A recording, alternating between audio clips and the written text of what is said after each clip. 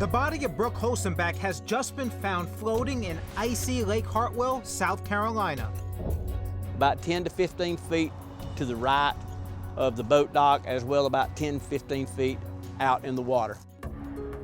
And about a mile from Clemson University, where the 19-year-old co-ed had been a student for less than 6 months. She was young and vibrant. How could her life have ended so tragically? The coroner concludes that Brooke had been strangled after possibly being sexually assaulted. There was some type of sexual altercation because she did have some minute lesions and tears around her vaginal area. Minor abrasions were also found on other parts of her body. And Captain Greg Reed, then a detective sergeant leading the investigation, immediately questions the last people known to see Brooke alive, fellow students Brian Gallup and Jeffrey Dubansky, who he says are persons of interest, who, as shown in this police reenactment video, said they had gone four-wheeling with Brooke in a muddy field near the lake late the previous night. Sometime after entering the field, they became stuck. They had a physical altercation between Jeff and Bryant. After their little wrestling match was over with, according to them, Brooke was gone. She had just walked off. And they tell Captain Reed that when they couldn't find Brooke, it was decided Gallup would stay with the bogged car while Dubansky went to get help. The only thing that they could say is she left. But how did a night on the lake end up in murder? Brooke can't give her side of the story. So we're having to go on just what these two guys can tell us, and it don't all make sense to me. Captain Reed says he doesn't believe she would just walk away into the night in a dark, isolated area. Think about it. Why would you walk away knowing you've got a long walk in the middle of the night? Why would you walk away from the only security you thought you had? Why would you do it? You wouldn't. No young lady would. According to a police report, investigators observed bite marks on Dubansky, who claimed he got them during his tussle with Gallup. And Captain Reed recalls something Dubansky said happened when he crossed a bridge while walking to get help. He said, when I got to the bridge, he said it was like something said something to me. He said, I looked up in the air, and I looked all the way around. He was only 50 yards or so from where Brooke's body was.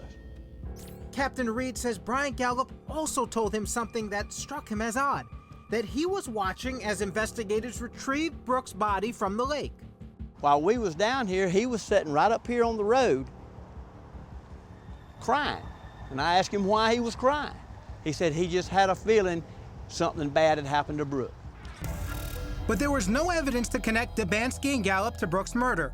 Her body being dumped in the lake had washed off any DNA evidence, and nothing could be found at the field where Dubansky and Gallup said they and Brooke had gone four-wheeling. We had torrential downpours for a couple of days, which was really bad, and it washed away anything that may or may not have been there.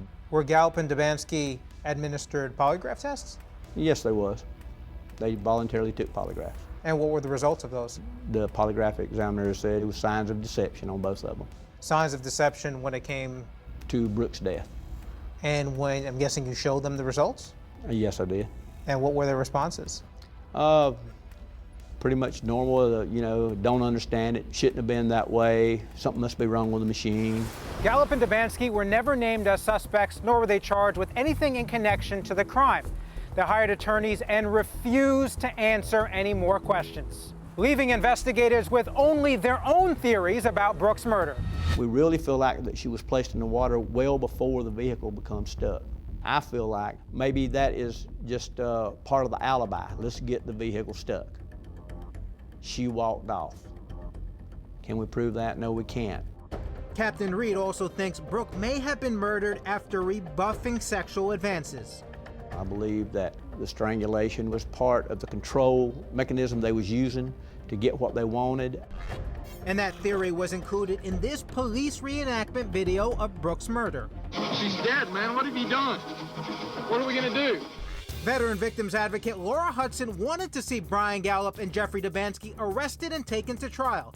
But prosecutors didn't think they had enough evidence. I looked at all the evidence that was there, listened to the experts that had been employed by the various law enforcement, and I felt like there was enough of a case to carry it forward. But no, prosecution did not agree with us.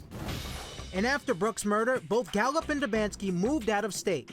But Captain Reed actually took a team to Virginia Beach, Virginia, to keep Gallup under 24-hour surveillance for a month. Did Gallup know he was being watched? Yes, he did. And what was his response? It was a game to him. He would run red lights, throw some object, cigarette butts, stuff like that, flip them out his window trying to hit us. But Detective Reed personally delivered a copy of this police reenactment video to Gallup. Detectives have centered their investigation around Gallup and Dubansky. I told him that I just wanted him to know that I was never going away, that he needed to remember me, and he needed to remember Brooke, and I handed him a copy of the tape, and I turned around and walked off. I also paid Brian Gallup a visit to try to get his response to this story. Mr. Gallup, Jason Mattera with Crime Watch Daily.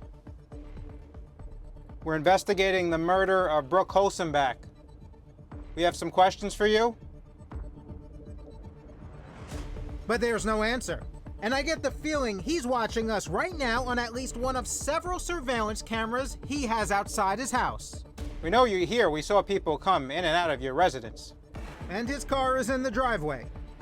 Law enforcement has made some serious allegations, and we'd like to get Mr. Gallup's side of the story.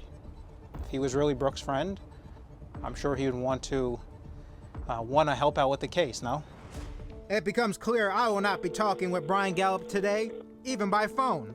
Your call has been forwarded to an automatic voice message system.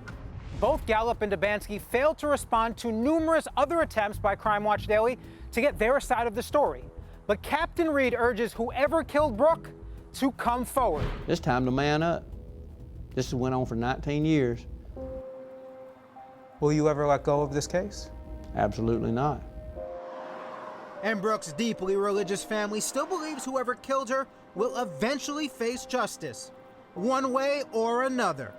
One day they will have to face the ultimate judge. I mean, they can lie to people here on earth, but when you're standing there in front of God, you can't lie to him.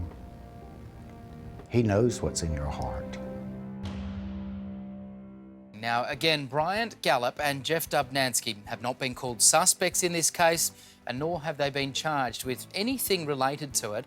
Lonnie, let me ask you, when is the last time you saw such a passionate police officer look down the barrel of the camera like that and basically call out the two persons of interest? I've never seen that done before, Matt. That's the kind of thing you see on TV, but clearly this detective is very passionate about trying to find the right people who did this. Now, as a prosecutor, did you often have to waver thinking, right, I almost have enough evidence to prosecute, but not quite? That's right. And as a prosecutor, that's not enough. You have to have enough evidence, not just that it's likely that it's that person, but that you can prove it beyond a reasonable doubt. So you need things like motive. You need to be able to link them with physical evidence or confession. It takes more than just that gut feeling. If you have any information at all on what happened to Brooke that night, we do urge you to submit a tip at our website, that is crimewatchdaily.com.